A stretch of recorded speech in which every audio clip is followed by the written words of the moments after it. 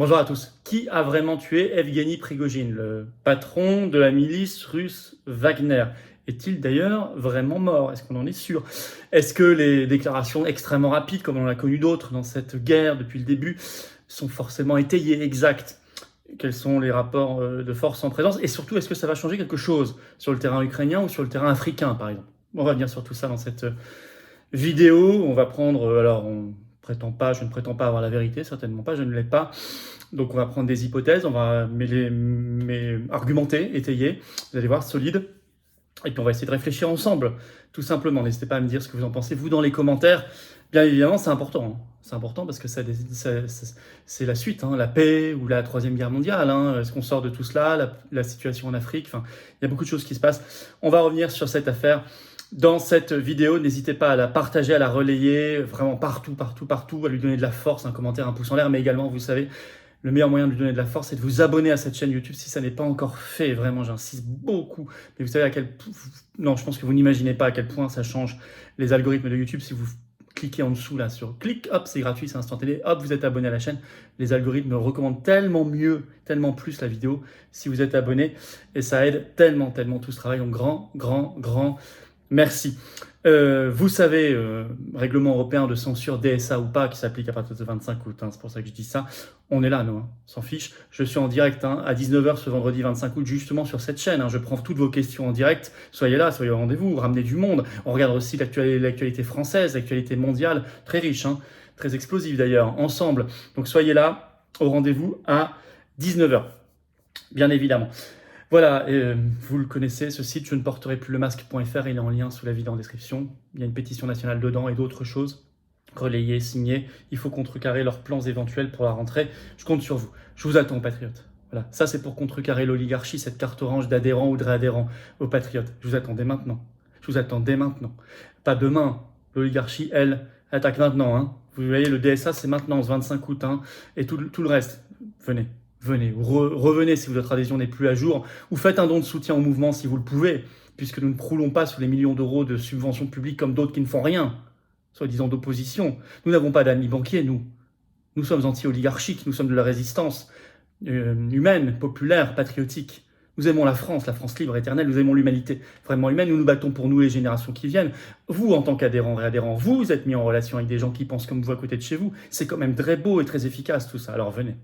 Le lien pour adhérer, réadhérer, il est tout simple, c'est le même. C'est le premier sous la vidéo en description. Ce lien est également en commentaire épinglé. Dans les dernières secondes de la vidéo, il y aura un lien sur l'écran. Choisissez. Faire un don de soutien en patriote, c'est le deuxième lien sous la vidéo en description. C'est facile.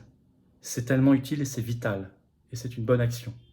Pour le bien commun, pour la France et l'humanité. Tout ça, c'est défiscalisé en plus aux 2/3, en plus des avantages personnalisés qu'on ajoute au-dessus de certaines adhésions, dons, réadhésions, allez voir sur notre site pour vous. Mais la loi prévoit de toute façon 2/3 de défiscalisation pour vous sur tout ça. 2/3. Si vous mettez 60, ça vous coûte 20 à la fin, en fait. Si vous mettez 3000, ça vous coûte 1000. Si vous mettez 6000, ça vous coûte 2000, il y en a qui peuvent, faites-le. Si vous mettez 10, ça vous coûte 3 et quelques. Si vous mettez 20, ça vous coûte un peu moins de 7. Bref. Bravo aux donateurs, aux réadhérents, bienvenue aux nouveaux adhérents, patriotes du fond du cœur. Alors, qui a vraiment tué Prigojine? D'ailleurs, est-il vraiment mort? Est-ce qu'on en est sûr? La suite des choses. Attention à ceux qui se précipitent un peu vite. J'en ai vu, hein, toujours les mêmes. D'ailleurs, on va y revenir. Ils l'ont fait par le passé et ils sont pris les pieds dans le tapis. Les faits. Alors, les faits, c'était ce 23 août. Je pense que vous avez vu ces images. Le crash d'un petit avion privé, un jet privé, en fait, Embraer Legacy 135, qui s'est écrasé. Donc, il faisait normalement la liaison Moscou-Saint-Pétersbourg. Il s'est écrasé, apparemment en piqué, hein, quand on voit les vidéos, même si on ne distingue pas très bien, mais au nord-ouest de Moscou. Pour l'instant, 7 à 8 corps ont été récupérés. Il y a eu 10 personnes au total, dont 3 membres d'équipage dedans. Une enquête a été ouverte tout de suite par le comité d'enquête russe. Et bien sûr, on en parle en particulier parce que dans cet avion, il y avait le chef de Wagner, Evgeny Prigojine, qui avait fait beaucoup parler de lui fin juin, on va y revenir, mais aussi Dimitri Utkin, un des fondateurs de Wagner, militaire russe, qu'il avait cofondé donc en 2014. C'est lui d'ailleurs, c'était son nom, Wagner, hein, lui, son surnom. C'est lui qui avait donné son nom au groupe. Et puis il y avait d'autres cadres de Wagner. Bon, ça ce sont les faits. Alors tout de suite, la Russie coupable, Poutine coupable. Tout à fait possible. Hein. Il peut y avoir intérêt, bien sûr, mais c'est pas forcément si simple que ça.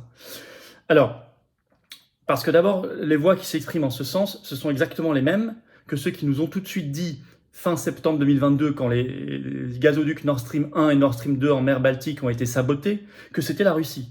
Or, on sait maintenant que c'était les États-Unis, avec sûrement complicité de la Norvège, peut-être la Pologne, d'autres forces de l'OTAN, etc.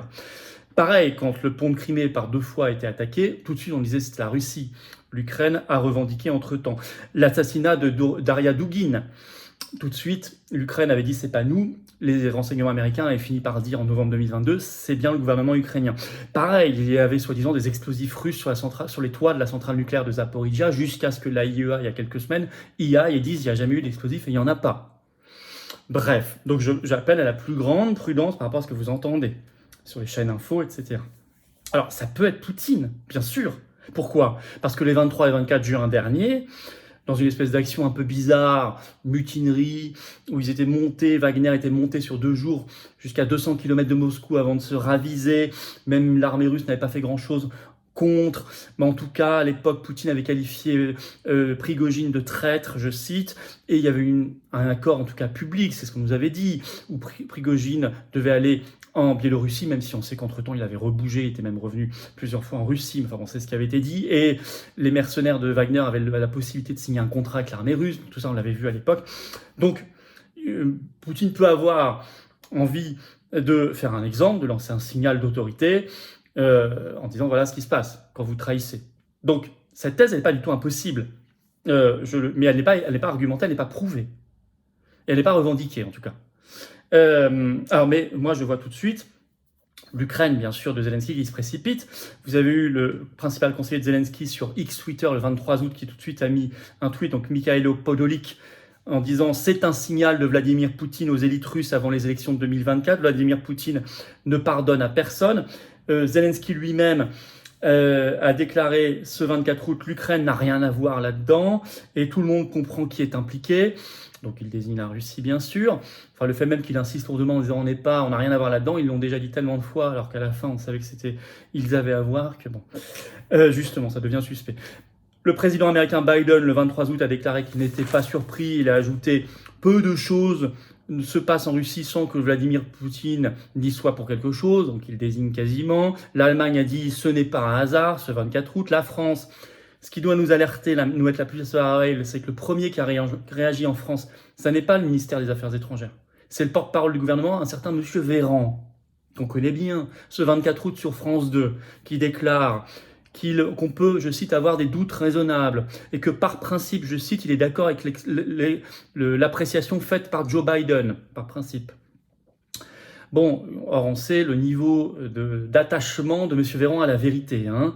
Moi j'ai souvent tendance à dire quand Véran dément, Véran ment. Bon, Véran ment beaucoup. Hein. Mais ensuite le ministère des Affaires étrangères français a réagi officiellement. Donc la ministre Catherine Colonna a ironisé, je cite, sur le taux de mortalité élevé parmi les proches de Poutine. Voilà. Donc, le camp de l'OTAN et de Zelensky, bien sûr, a désigné les choses très vite. Mais il y a d'autres scénarios possibles, et qui sont très sérieux. D'abord, on nous a dit tout de suite, c'est un missile sol-air, et puis finalement, je vais vous y revenir dans un instant, les Américains disent, ah ben non, rien ne le prouve du tout. Bon, déjà, il y a un gros changement. Alors, d'abord, est-ce qu'il est bien mort? Il n'est pas officiellement, on n'a pas officiellement montré de corps, etc. Pourquoi je dis ça? Parce que plusieurs se posent la question très officiellement. D'abord parce que Le Monde, encore ce 22 août, publie un article en une, Evgeny Prigojine réapparaît les armes à la main en Afrique. Donc juste avant, quelques heures avant ce crash. Il était en Afrique. Parce qu'une vidéo a été diffusée par ses soins le 21 août sur le canal Telegram du groupe Wagram, on le voit effectivement filmé en Afrique. Bon.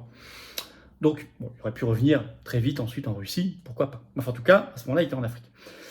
Puis déjà par le passé, et ça c'est le site, le média suisse blick.ch le 24 août qui le rappelle dans une enquête très fouillée qu'on ne trouve pas en France. En Suisse, ils ont fait le boulot. Je cite, les médias russes avaient déjà annoncé sa mort à Prigojine, en 2019 puis en 2022. D'abord dans un accident d'avion au Congo le 13 octobre 2019, déjà un crash, puis dans la région de Luhansk l'an dernier, 2022. Et c'était évidemment faux. Et Blick, justement.ch, passe en revue différentes hypothèses possibles. Est-ce que Prigojine a mis en scène sa propre mort? C'est une possibilité, disent-ils. Une sorte d'accord avec Poutine en disant bon, tu n'apparais plus, on te fait passer pour mort, mais je ne veux plus entendre parler de toi. Alors, c'est pas dit que par Blick.ch, c'est dit par exemple, c'était sur France 2, ce 24 août, par Denis Strelkov, journaliste à la rédaction russe de RFI, Radio France Internationale, et qui déclare, je cite, « On ne peut être sûr de rien. Plusieurs sources parlent d'un accord secret entre lui et Vladimir Poutine pour mystifier sa retraite. » Et là, on est sur RFI. Hein. Alors, Poutine, en tout cas, a maintenant quasi officiellement reconnu sa mort, en faisant un peu, en présentant ses condoléances et en le présentant d'un homme qu'il a bien connu et qui a fait des erreurs, le 24 août. Mais vous avez aussi, alors repris dans l'article de Blick, le portail d'Europe de l'Est qui s'appelle Nexta, qui écrit, je cite, « Il est possible qu'il ait été abattu par la défense aérienne. » Oui, mais d'autres, dit Blick, certains médias russes, eux, et d'autres maintenant occidentaux, évoquent en revanche une explosion à bord. Je vais vous citer la chose.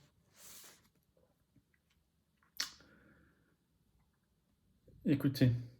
Certains médias russes proches du Kremlin évoquent en revanche une explosion à bord. Il semblerait qu'au dernier moment, je cite, « un cadeau particulier sous la forme d'une caisse de vin coûteux a été chargé dans l'avion, selon une source anonyme citée par Nexta. Les spéculations voudraient qu'une bombe ait été placée. D'autres parlent d'une bombe dans un train d'atterrissage du côté de l'aile qui manquerait, puisque selon une vidéo, il semble qu'il manque une aile. » Bon. Et puis, au même moment, vous avez le Pentagone, finalement, le 24 août au soir, alors tout le monde disait que c'était un missile, dit, qui doute que ce soit un missile sol-air. Je vais vous lire, c'est repris par Le Monde, je vais vous lire l'extrait. L'armée américaine ne dispose d'aucune aucune information indiquant qu'un missile sol-air est impliqué dans le crash de l'avion à bord duquel se trouvait Evgeny Prigojine, a déclaré jeudi Patrick S. Reeder, porte-parole du Pentagone, qualifiant d'inexactes les informations faisant état de l'utilisation d'une telle arme. Donc ils ont plutôt l'air même de dire que c'est pas ça. Alors si c'est une bombe à bord, par qui? Peut-être toujours par Poutine et les Russes, toujours possible, mais peut-être aussi interne à Wagner. Vous savez, c'est une organisation compliquée, à un moment ils étaient 50 000. Il y a des règlements de compte, il y a des rapports de force, évidemment, possible. Peut-être aussi par des Ukrainiens à ce moment-là, ou infiltrés, ou des infiltrés de l'OTAN, qui ont intérêt peut-être à créer quelques bisbilles internes à la Russie, ou à donner une certaine image de Poutine, très brutale. On ne sait pas. Soit-on.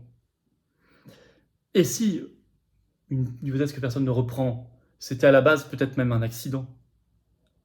Peut-être qu'il transportait des armes, prototypes, explosifs, je ne sais pas, en soute, pam, ça explose, une aile s'arrache, il tombe. Et si c'était aussi bête que ça? Je n'en sais rien. Je ne sais pas si on le saura. Mais pourquoi ce serait totalement forcément évacué? C'est peut-être pas le plus probable, je suis d'accord avec vous. Mais ensuite, d'ailleurs, ça peut être récupéré, un accident peut être récupéré, maquillé en « ça m'arrange bien, donc je vais croire que c'est moi » ou « je vais croire que c'est l'autre ». Enfin, il faut tout étudier. Ou alors, je vous dis, il n'est pas mort. Un avion est bien tombé, les gens sont bien morts, mais peut-être pas que lui. À suivre. Alors, on va pas s'arrêter là. Ça change quoi? Pas grand-chose en réalité. En Afrique, je l'ai déjà dit, bien sûr que la Russie et Wagner ont profité du terrain laissé libre dans certains pays, Centrafrique, Mali, maintenant Niger, Burkina Faso, etc. Bien sûr. Mais fondamentalement, toujours dire c'est parce que la France, notamment, est attaquée sur les réseaux sociaux par Wagner et la Russie, par des bots, etc., des trolls. C'est pour ça que la France est mal vue en Afrique et que dans certains pays, qu'elle recule, etc. C'est un peu facile et c'est se dédouaner de ses responsabilités, de l'explication globale du monde. Il y a un rééquilibrage du monde. Et il est bien triste d'ailleurs que la France ne le voit pas et ne se réveille pas pour le voir. Quand ce 24 août, au même moment que cet accident, enfin que ce crash en tout cas, les BRICS, dans leur sommet officiel à Johannesburg, annoncent que le 1er juillet prochain, 6 pays vont les rejoindre. Argentine, Égypte, Éthiopie, Iran, Arabie Saoudite, Émirats Arabes Unis. Plus que beaucoup de pays africains sont candidats. On voit bien que le monde se rééquilibre. Et on n'a pas besoin de la propagande sur les réseaux sociaux de Wagner, etc. pour que ça se fasse. Mais tant que la France sera dans le déni et se repliera sur un camp de plus en plus petit, le camp de l'OTAN, alors elle sera chassée. Si elle se réouvre au monde, elle devient libre, elle comprend qu'elle est mondiale, alors elle sera aimée. Donc en Afrique, ça ne change vraiment pas grand-chose. En Ukraine, dans la guerre, la dynamique de toute façon est perdante pour Zelensky. Depuis des semaines et des semaines. Même quelqu'un comme Sarkozy, qui pourtant nous a remis, nous, en 2008, dans le commandement intégré de l'OTAN, est obligé de le dire. Et d'avoir une analyse finalement plus intelligente que Macron. Et d'en tirer les conclusions. Mais les médias américains eux-mêmes le reconnaissent. beaucoup plus facilement d'ailleurs que les médias français. La ABC News, c'est très grand public. Le 17 août, publie ce reportage aux États-Unis, c'est toujours en ligne. L'Ukraine subit de lourdes pertes 10 semaines après sa contre-offensive.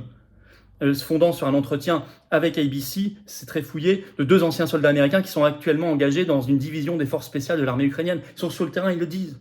C'est la cata. Et ça, Wagner ou pas, Prigojine, ça ne change rien. Il y a des dynamiques. Voilà.